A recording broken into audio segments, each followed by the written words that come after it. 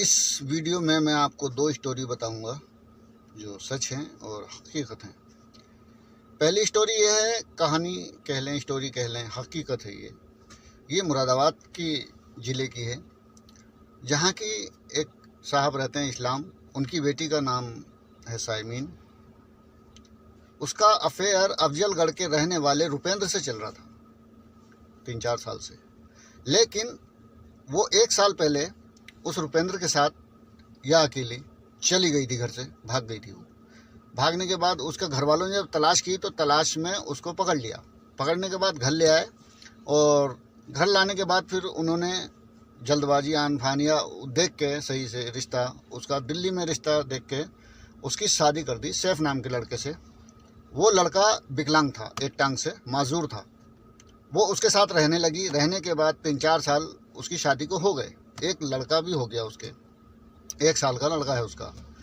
लेकिन अभी 3-4 दिन पहले वो फिर घर से निकल गई। निकलने के बाद वो रुपेंद्र के साथ चली गई और जाने के बाद उसने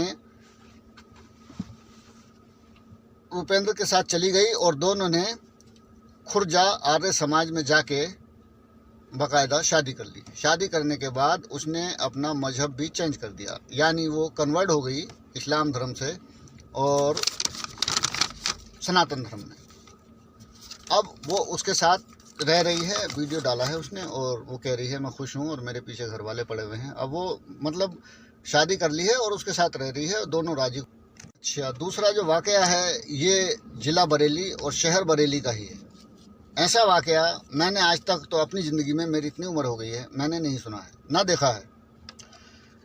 ये उत्तर प्रदेश का ज़िला है अब बरेली, और बरेली की ही लड़की है जिसने 2 साल पहले, वो लड़की भी मोमडन है, 2 साल पहले एक हिंदू लड़के से शादी कर ली। शादी करके उसने अपना धर्म भी चेंज कर लिया। वो हिंदू रीति रिवाज से शादी हुई और उसके घर में रहने लगी। रहने के बाद वो 2 साल तक उसके घर में रही। रहने के बाद अब उसकी तबीयत ख़राब हुई। तबीयत ख़राब हुई तो उसे अस्पताल में भर्ती करवाया उसके ससुराल वालों ने, पति ने। इलाज के दौरान उसकी मौत हो गई। जब उसकी मौत हो गई तो फिर वो उस लड़की को लेके उसके माँ बाप अपने घर आ गए। घर आने के बाद उसका जो कफन होता है वो कफन की तैयारी करने लगे, कब्र खुदने लगी और चारपाई वगैरह होती है उसकी मैयत की, वो सब उसके इंतज़ाम में लग गए। वो जब वो लग गए, मोहल्ले वालों को तो पहले भी पता था कि वो लड़की चली गई है, ऐसे ऐसे हो गया है। जब पता चला तो वहाँ के मस्जिद के इमाम ने आके, या उन्होंने कहा, खुद कह दिया कि भाई ऐसा है, इस लड़की की जनाजे की नमाज हम नहीं पढ़वाएंगे और इस लड़की को कब्रिस्तान में जगह भी नहीं मिलेगी और इस लड़की के लिए ये जनाजे की चारपाई भी अवेलेबल नहीं होगी। ठीक।